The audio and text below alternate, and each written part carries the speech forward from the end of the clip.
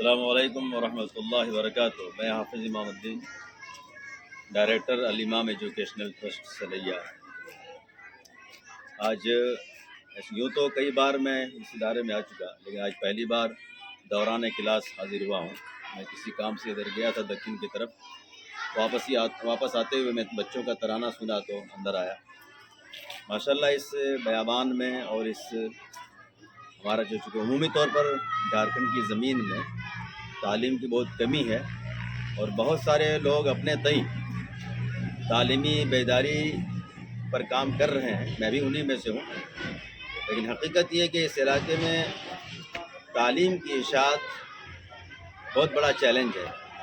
سب سے بڑا چیلنج یہ ہے کہ عوام میں یہ بیداری آ نہیں پاتی ہے، اور دنیا کی دوسری تمام ضرورتیں لوگ پیسے سے خریدتے ہیں، تعلیمی ایک ایسے ہمارے علاقے میں جو فری چاہتے ہیں، اور اس فری کے نتیجے میں ہمارے جو ذمہ داران ہیں اسکول اور کالج چلانے والے، وہ ناکام ہوتے ہوئے دکھتے ہیں۔ آپ حضرات اس ادارے کو تعاون فرمائیں۔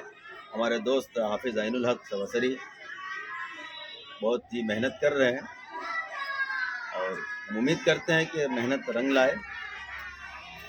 آپ حضرات سے گزارش ہے کہ کیونکہ یہ دیکھ رہے ہیں آپ دیواریں، آپ دیکھیے البیسٹر میں کام کا مسئلہ ہے، بچوں کے اخراجات کا مسئلہ ہے، بہت سارے یتیم بچے رکھے ہوئے ہیں، فیس جو انہوں نے متعین کیا ہے وہ فیس بھی برابر نہیں ہے۔ تو ایسی صورت میں آخر ادارہ چلے تو کیسے چلے؟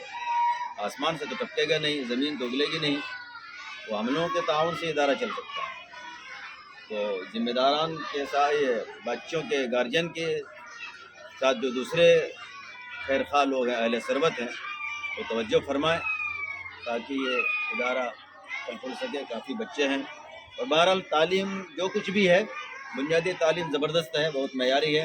حفظ کے شعبے کو بھی میں نے دیکھا، اور حفظ کی جو پہلی سیڑھی ہے قاعدہ نورانی قاعدہ، وہاں پر بھی بچوں نے بہت بہتر طریقے سے تجوید کی مسائل بتائے، اور اسی طرح جو اساس کلاس ہے لڑکیوں کا، وہاں پر بھی میں نے دیکھا۔ کل ملا کر کے اس بیاباں میں، اس پچھڑے ہوئے علاقے میں ایک غنیمت ہے یہ ادارہ، اس کو ہم اس کی قدر کریں، اس کو بہتر سمجھیں، تو انشاءاللہ آئندہ ہماری نسلوں کے لیے بہت بڑا ایک ادارہ بن سکتا ہے۔ جزاکم اللہ خیر۔ السلام علیکم ورحمۃ اللہ وبرکاتہ۔